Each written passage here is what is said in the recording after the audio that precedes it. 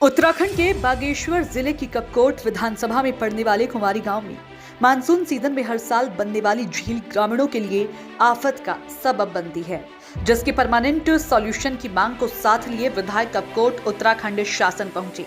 बागेश्वर जिले के कपकोट विधानसभा से निकलने वाली पिंडर नदी के किनारे बसे कुमारी गांव के लोगों को मानसून सीजन में हर साल नदी से बनने वाली झील का डर सताता रहता है। थोड़ी सी भी बारिश होने पर नदी झील का रूप ले लेती है, जिससे पूरे गांव पर खतरा मंडराता है। कपकोट विधायक सुरेश ने बताया कि पिछले 2-3 सालों से लगातार यहां झील बन रही है और स्थानीय प्रशासन के द्वारा जब खतरा ज्यादा बन जाता है तो इस झील को पंचर किया जाता है। उन्होंने बताया कि पिंडर नदी भी इस इलाके से निकलती है और इस पूरे गांव की समस्या का कोई परमानेंट सॉल्यूशन अभी तक नहीं मिल पाया है। अपने क्षेत्र की समस्या को लेकर उत्तराखंड शासन पहुंचे पूर्व विधायक सुरेश ने बताया कि पिछले 2 सालों से लगातार उनकी विधानसभा के कुमारी गांव के लोग मानसून सीजन में परेशान रहते हैं। उन्होंने बताया कि पिछली बार उनके द्वारा सिंचाई विभाग के माध्यम से इस झील को पंचर भी करवाया गया था, तो वहीं इसके अलावा मानसून में आने वाले सिल्ट के चलते पिंडर नदी का जल भी लगातार दूषित रहता है। कपकोट विधायक सुरेश ने बताया कि इस बार भी वहां पर बारिश के चलते लगातार झील बन रही है, जिसके समाधान के लगातार प्रयास किए जा रहे हैं। स्थानीय विधायक का कहना है कि उनकी विधानसभा का यह गांव पूरी तरह से आपदा की चपेट में है और इसको विस्थापित किया जाना है, जिसके विस्थापन को लेकर उनके द्वारा शासन में गुहार लगाई गई है और विस्थापन के लिए अब 2 करोड़ 25 लाख का प्रस्ताव को स्वीकृति दी गई है। तो वहीं निकट भविष्य में जल्द ही भूवैज्ञानिकों का एक डेलीगेशन इस क्षेत्र में दौरा करेगा और ऊपरी इलाकों में बनने वाली इन झीलों पर अध्ययन करेगा।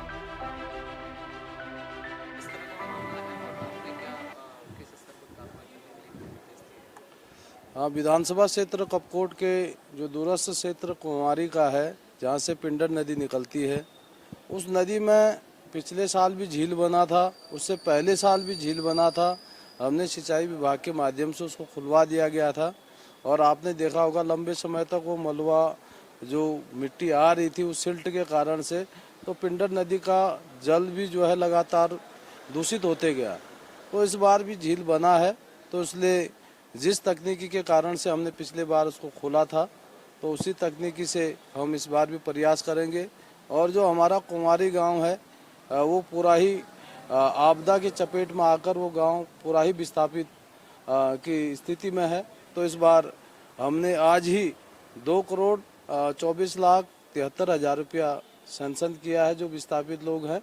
और आने वाले दिनों में हम एक उच्च स्तरीय भूवैज्ञानिकों की एक टीम भेजने वाले हैं, जो माननीय मुख्यमंत्री जी के दिशा निर्देशन में मेरे विधानसभा के अंदर काम करने वाली है। तो मुझे यकीनी विश्वास है कि हम जिस उद्देश्य और लक्ष्य को लेकर चले हैं कि हमारे जो हिमालय से लगे हुए गांव हैं, इन गांवों को हम कैसे सुरक्षित कर सकें, कैसे वहां के लोगों की सेवा कर सके, कैसे उनके घर परिवार को सही जगह पर बसा सके, उसके लिए कवायद तेज। गरिया जी, किस तरह से मानसून सीजन चल रहा है, क्या कुछ चुनौतियां पर्वतीय इलाकों में देखने को मिल रही है? आप जनप्रतिनिधि हैं, लगातार लोग आपसे संपर्क भी करते होंगे, किस तरह कितना सुधार की जरूरत है अभी आपदा प्रबंधन में? मैं खुद भी जीरो ग्राउंड पर रहता हूं और मैं माननीय प्रधानमंत्री जी का, माननीय मुख्यमंत्री जी का बहुत धन्यवाद करता हूं कि हमको पहली बार एनडीआरएफ की एक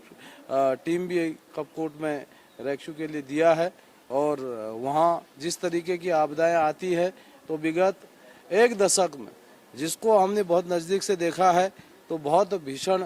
बारिश भी होती है और बहुत ज़्यादा लैंडस्लाइड भी हो रहा है। और जहां हम सड़कें बना रहे हैं तो अगली बार सड़कें कहीं नज़र नहीं आती है, तो इसलिए एक विशेष तकनीकी के साथ हम उन जगहों का निरीक्षण करने के बाद उसको ठीक तरीके से अच्छा विकास के साथ साथ उसको जोड़ना चाहते हैं, जिससे कि वहाँ आने वाले दिनों में जो यात्रा है, जो पिंडारी का ट्रैक रूट है, उस पर भी लोग ठीक से यात्रा कर सके। क्योंकि पिछले बार भी जो बाहर से स्टेटों से आने वाले पर्यटक हैं, उसमें 8 पर्यटक पिछले बार ही दब गए थे एविलांचा आने के कारण से। तो इस बार हमने बहुत